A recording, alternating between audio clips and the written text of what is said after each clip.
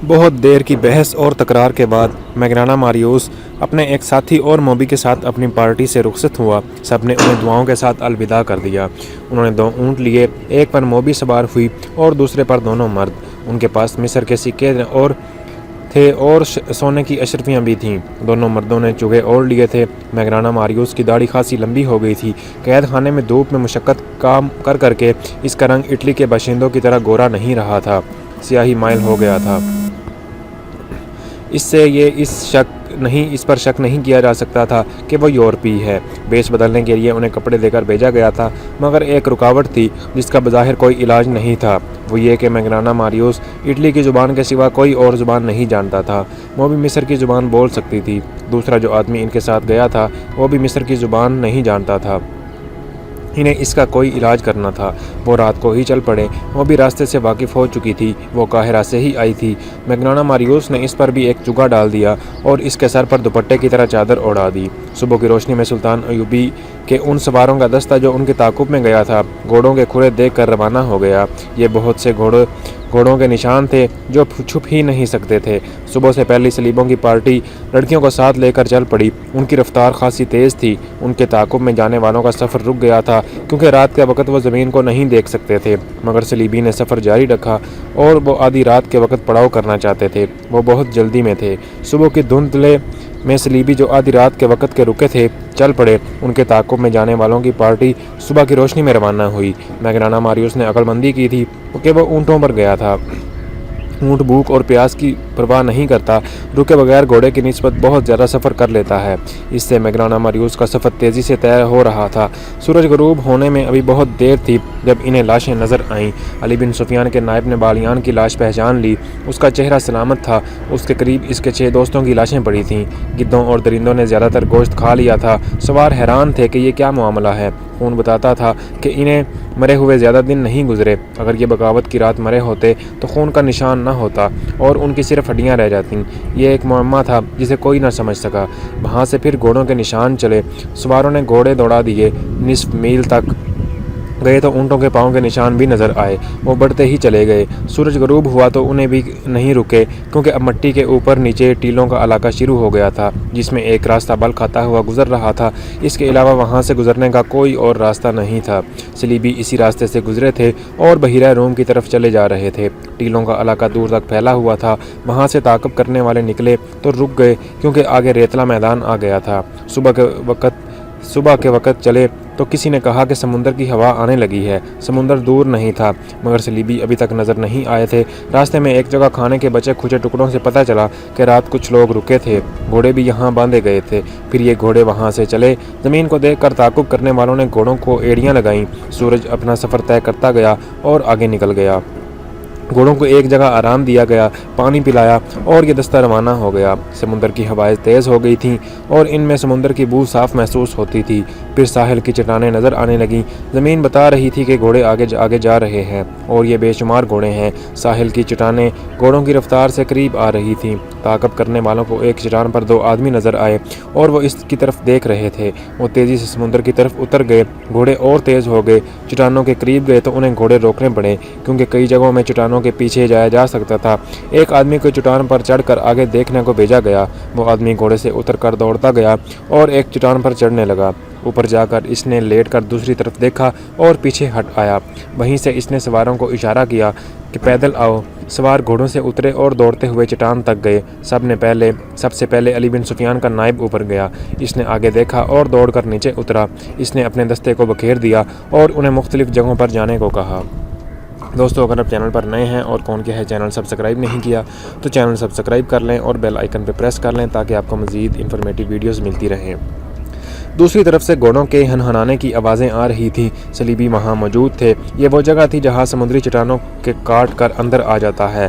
اس party نے اپنی کشتی وہاں باندھی تھی۔ وہ گھوڑوں سے اتر کر کشتی میں سوار ہو رہے تھے۔ کشتی بہت بڑی تھی۔ لڑکیاں کشتی میں سوار ہو چکی تھیں۔ گھوڑے چھوڑ دیے گئے تھے۔ اچانک ان پر تیر برسنے لگے۔ تمام کو ہلاک نہیں کرنا تھا انہیں زندہ پکڑنا تھا۔ بہت سے کشتی میں کود گئے اور کشتی کے چپو مارنے لگے۔ پیچھے جو رہ گئے تھے وہ تیروں کا نشانہ بن گئے تھے۔ کشتی میں جانے والوں کو للکارا گیا مگر وہ نہ رکے۔ وہاں سمندر گہرا تھا، کشتی آہستہ آہستہ جا رہی تھی۔ ادھر سے اشاروں پر تیر اندازوں نے کشتی پر تیر برسا دیے۔ چپوؤں کی حرکت بند ہو گئی، تیروں کی دوسری باڑی گئی، پھر تیسری اور چوتھی بار لاشوں میں پیوست ہو گئی۔ ان میں اب کوئی بھی زندہ نہ رہا تھا۔ کشتی وہیں ڈولنے لگی۔ سمندر کی موجیں ساحل کی طرف آئیں اور چٹانوں سے ٹکرا کر واپس چلی جاتی تھیں۔ ذرا سی دیر میں کشتی ساحل پر واپس آ گئی۔ سواروں نے نیچے جا کر کشتی پکڑ لی۔ وہاں صرف لاشیں تھیں، لڑکیاں بھی مر چکی تھیں۔ بعض کو 2 تیر لگے تھے۔ کشتی کو باندھ دیا گیا اور سواروں کا دستہ محاذ کی طرف روانہ ہو گیا۔ کیمپ دور نہیں تھا۔ میگنانا ماریوس قاہرہ کی ایک سرائے میں قیام پذیر تھا۔ اس سرائے کا ایک حصہ عام اور کمتر مسافروں کے لیے تھا اور دوسرا حصہ امراء اور اونچی حیثیت کے مسافروں کے لیے۔ اس حصے میں دولت مند تاجر بھی قیام کیا کرتے تھے۔ ان کے لیے شراب اور ناچنے گانے والیاں بھی مہیا کی جاتی تھیں۔ میگنانا ماریوس اسی خاص حصے میں ٹھہرا۔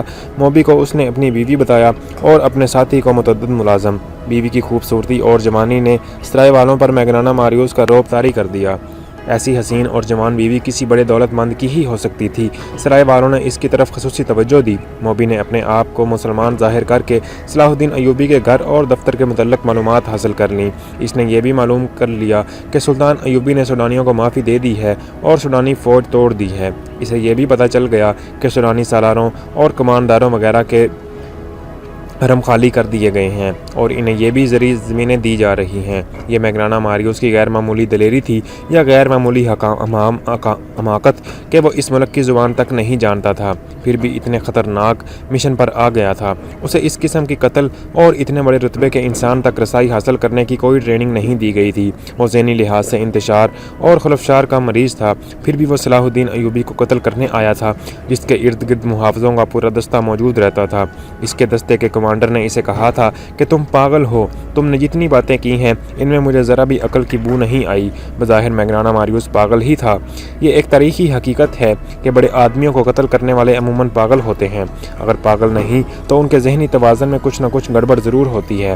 یہی کیفیت اٹلی کے اس سزا یافتہ آدمی کی تھی۔ اس کے پاس ایک ہتھیار ایسا تھا جو ڈھال کا کام بھی دے سکتا تھا۔ یہ موبی مصر کی صرف زبان ہی نہیں جانتی تھی بلکہ اسے اور اس کی مری ہوئی 6 ساتھی لڑکیوں کو مصری اور عربی مسلمانوں کے رہن سہن، تہذیب و تمدن اور دیگر معاشرتی اونچ نیچ کے متعلق لمبے عرصے کے لیے ٹریننگ دی گئی تھی۔ وہ مسلمانوں کی نفسیات سے بھی واقف تھیں، اداکاری کی ماہر تھیں اور سب سے بڑی خوبی یہ کہ وہ مردوں کو انگلیوں پر نچانا اور بوقت ضرورت اپنا پورا جسم ننگا کر کے کسی مرد کو پیش کرنا بھی جانتی تھیں۔ یہ تو کوئی بھی نہیں بتا سکتا تھا کہ بند کمرے میں میگنانا ماریوس، موبی اور ان کے ساتھی نے کیا باتیں کی اور کیا منصوبہ بنایا۔ البتہ ایسا ثبوت پرانی تحریروں میں ملتا ہے کہ 3-4 روز سرائے میں قیام کے بعد میگنانا ماریوس باہر نکلا تو اس کی داڑھی دھلائی تھی۔ اس کے چہرے کا رنگ سوڈانیوں کی طرح گہرا بادامی تھا جو مصنوعی ہو سکتا تھا لیکن مصنوعی لگتا نہیں تھا۔ اس نے معمولی قسم کا چوگا اور سر پر معمول قسم کا رومال اور امامہ باندھ رکھا تھا۔ موبی سرے سے پاؤں تک سیاہ برقع نما لبادے میں تھی اور اس کے چہرے پر باریک نقاب کی اس طرح پڑا تھا کہ ہونٹ اور ٹھوڑی ڈکی ہوئی تھی۔ پیشانی تک چہرہ ننگا تھا۔ پیشانی پر اس کے بھورے ریشمی بال پڑے ہوئے تھے اور اس کا حسن ایسا نکھرا ہوا تھا کہ راہ جاتے لوگ رک کر دیکھتے تھے کہ اس کا ساتھی معمولی سے لباس میں تھا جس سے پتہ چلتا تھا کہ نوکر ہے۔ سرائے کے باہر دور نہایت اعلیٰ نسل کے گھوڑے کھڑے تھے۔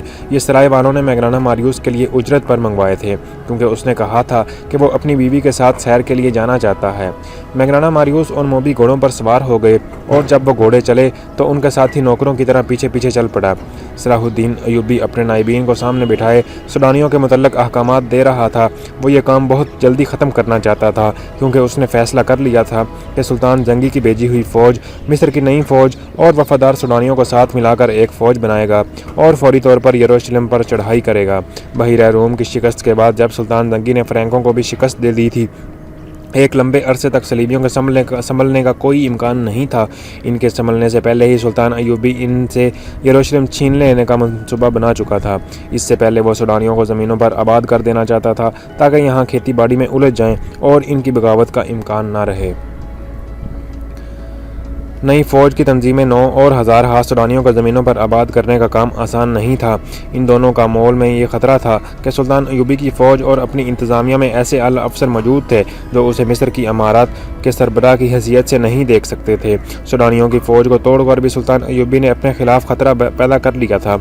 इस फ़ौज के चंद एक आला हुकाम ज़िंदा थे। उन्होंने सुल्तान की अताअत कबूल कर ली थी, मगर अली बिन सुफियान की इंटेलिजेंस बता रही थी कि बगावत की राख में अभी कुछ चिंगारियां मौजूद हैं। दोस्तों, अगर आप चैनल पर नए हैं और कौन किया है चैनल सब्सक्राइब नहीं किया तो चैनल सब्सक्राइब कर लें और बेल आइकन पर प्रेस कर लें ताकि आपको मज़ीद वीडियोस मिलती रहें।